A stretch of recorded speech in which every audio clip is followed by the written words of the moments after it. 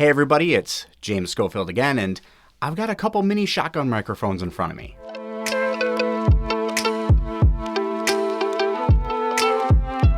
Yeah, so if you've seen any of my videos that I do, both for my political videos and for my just general voiceover videos, you'll notice that I do, well, a lot of walking videos. I really enjoy kind of walking around, and, you know, one of my big things that I like to do is I really just like to do kind of unscripted, unrehearsed videos. This one's actually an unrehearsed video, unscripted.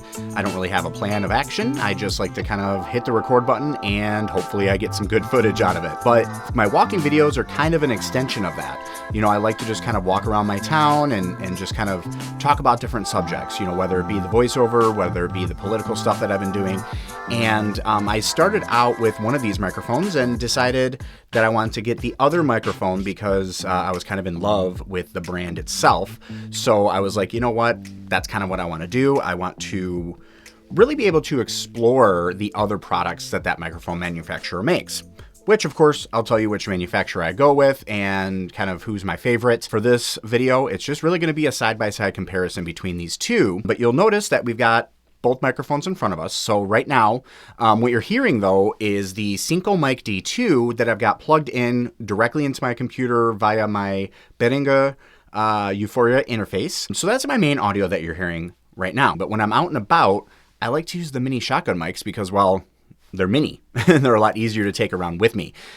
You know, I've got a little kind of mini rig that I carry around everywhere I go, just in case there's something that I can capture footage wise. So I have been kind of kicking around which one I want to keep out of these two mini shotgun microphones. So we're going to go over them and kind of figure out which one might work better for my voice and see if, you know what, maybe I should be a brand purist and maybe I really do love the brand of the microphone. So these two microphones both have 3.5 millimeter outputs. So I decided that instead of kind of adapting them and trying to have everything going into my Behringer interface, I wanted to just try out another kind of setup that I wanted to see about and turning these microphones into really wireless microphones.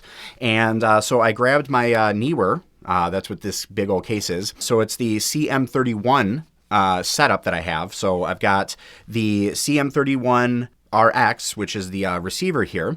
I have that going into my Mac. And then, of course, I have the CM31 TXs, which are the transmitters, both going into each one of these microphones, respectively, via a 3.5 millimeter cable. So what are these two microphones, you ask? Because you're looking at them, and I haven't even said which ones they are yet, right? So over here we have the Movo X1 Mini. And then over here, we have the Rode VideoMic Go II. Now, what I'm going to do is just like what I like to do in a lot of my comparison videos is I'm just going to kind of flip-flop between the two as I'm talking, and we'll kind of go from there. So let me go ahead and just kind of compare them in terms of specs. And we'll just go over kind of what they all share. So really, at the end of the day, these microphones are surprisingly similar in terms of specifications. So I kind of go over what both of these two have in common, and then there's a very slight difference in terms of what these two microphones can do. Both of them, though, both the Movo and the Rode, they're both condenser microphones with a supercardioid pattern. Both of them have a frequency response rated at 20 hertz to 20 kilohertz. Both do have an analog output of that 3.5 millimeter jack. They can do TRS or TRRS. Both do have a USB-C output, and both of them are able to have a digital resolution of up to 24-bit. Now, where they're slightly different is on that USB-C output. The USB-C output on the Movo, it's basically just a pure interface. It just goes directly in. For lack of a better term, it's almost like a analog to digital adapter, and that's about all it does.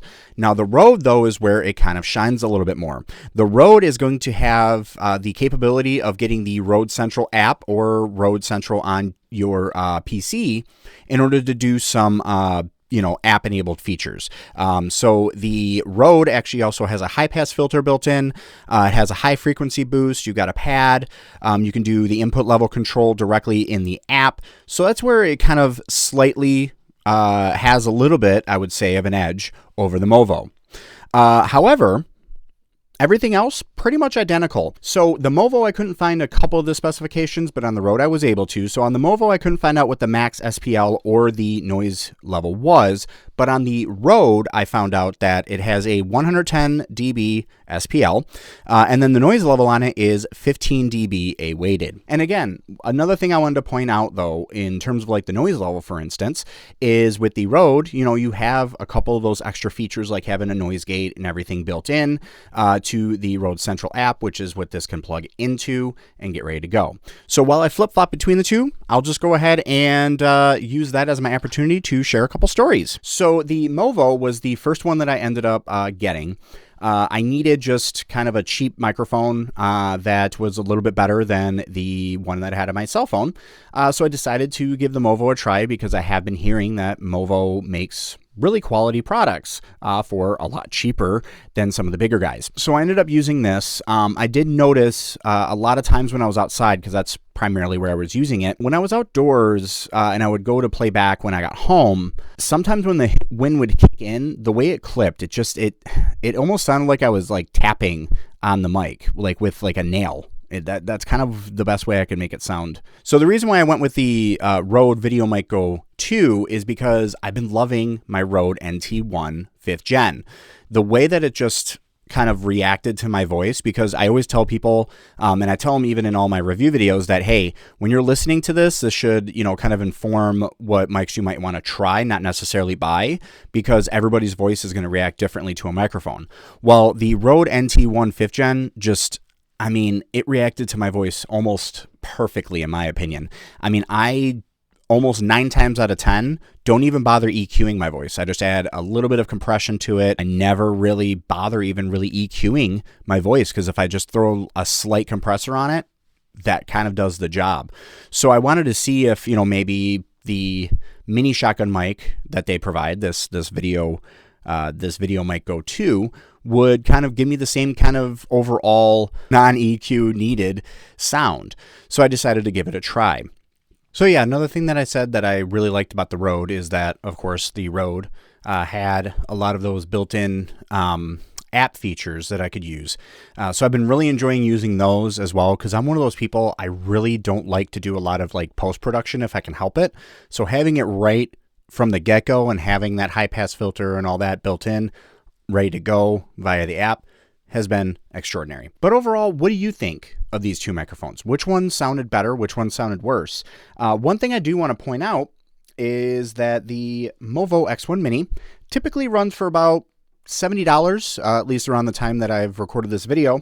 And the Rode typically goes for about $109. So which one did you folks like on my voice? Was it the Movo or was it the Rode? And just like I kind of said previously in the video, I always ask, which one do you like better for my voice? Because I always tell people microphones are just like ears.